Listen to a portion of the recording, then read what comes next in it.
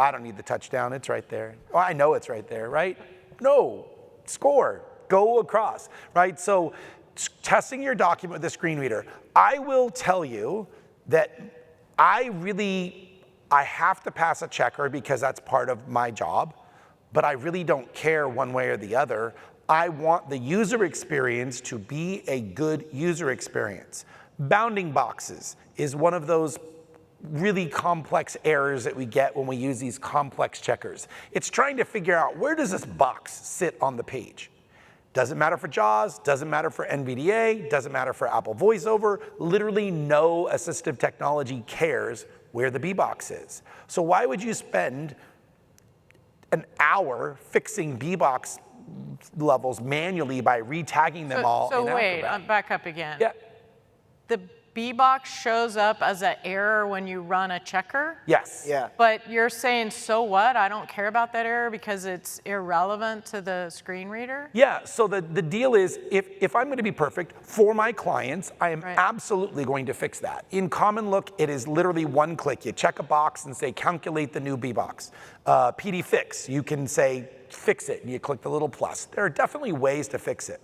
But in a pinch, if I'm listening to my document and I check my document, it says 112 B box missing errors, and I need that document out, I know that that document's going to be a good user experience because I've tested it. I've heard that document. Where it would fall apart, just to be super clear, if your document was going to be put into reflow, every one of those images is going to be full screen. They're going to be as big as it can fit in that reflow area. That's what the B box kind of controls. I'm not so worried about that as a user experience. So I think testing with the point I was trying to make with all of that is testing your document with a screen reader will tell you whether or not using an M dash in between 11 to 15 is a bad user experience, or a blank cell inside a table is a bad user experience. You get to hear that and then make that decision, because then the extra work either doesn't need to be done or does. So I have a Mac on my lap here. Yep. What are my options for screen readers? Apple VoiceOver, Chad? Yeah, Apple VoiceOver. It's free. You know, Dax and I kind of agree on this. Like, VoiceOver is maybe not quite as good as JAWS and NVDA, but for overall testing, it's still perfectly legit, you know, perfectly decent. I think it's a little harder to use than JAWS and NVDA. VoiceOver, it's just a little bit weird because VoiceOver sees a lot more levels of the document than JAWS and NVDA does. So if you try using VoiceOver, I encourage you to like watch a video where they kind of show you how to do it, because, for example, like if you're reading a document and you come upon a list, it's going to say list. To interact with the list, press Control Option Shift down arrow to dive into the list to read the elements, right? So you find yourself continually having to like dive in and then dive back out of these objects. So it's a little trickier to use. VoiceOver on an iPhone is amazing. Yep. Very, very powerful, very legitimate way of testing your document. Much easier to use, I think, but. That's a great tip. I didn't realize Yeah. that. You just Yeah. put your PDF document on your phone and we have another question. Go ahead. Oh, cool.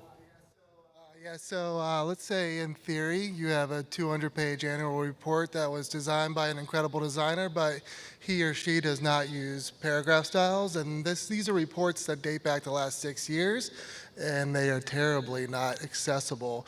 I know it's complicated because you don't know what the annual reports look like. They're data-intensive annual reports with a lot of written content. How would you go about I'm gonna stop fixing for it? just a sec. Could you just come up here and say, so We- there's all something with the- the microphone. they're that all we pointing just that can't- direction. Yeah. So 200, we have multiple annual reports of 200 pages. Yeah. Lots of data, lots of charts, lots of text. Designer didn't use any styles at all. So they're ridiculously, and now we have a backlog of things that we need to go back and fix. Jack's IQ. Generally, how would you go about it? So do you have the source documents? Could everybody hear what he Yeah, was saying? no, repeat the question. For the podcast. So, Yeah. so he was saying at his organization, they've got these annual reports that are like 200 pages, and they were built by somebody who didn't have accessibility in mind, and and his question was, how would you approach that? And my question to him was, do you have the source documents? You do. So I mean, if you have the InDesign files, all you really got to do is build the functionality into those documents. I mean, that would be my approach. That would be the fastest way, in my opinion. Conversely, people in your situation are often saying, I've got this 200-page annual report that's from 6 years ago. I don't have the source documents anymore. Our company, Chax, has created a solution that we call Chax IQ, that you can upload your PDFs and it will automatically tag those PDF files, and then you can download the tagged version of those documents. And we came up, like, Dax and I never wanted to be in the remediation business, right? Like, that wasn't at all what we wanted to do. We didn't want to be sitting in a cave for 12 hours a day banging out documents, Chad, they're the ones sitting in the cave. I know, I'm sorry, guys, I'm sorry.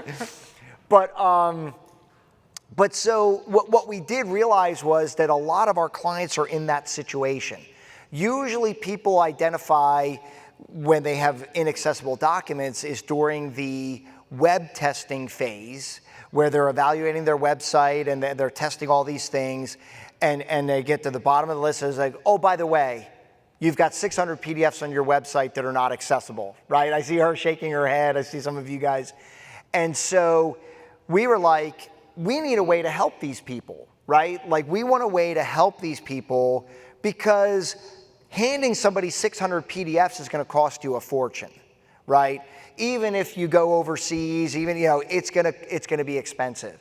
And so, we put a lot of time and development into coming up with a way you can literally bulk upload all 600 PDFs.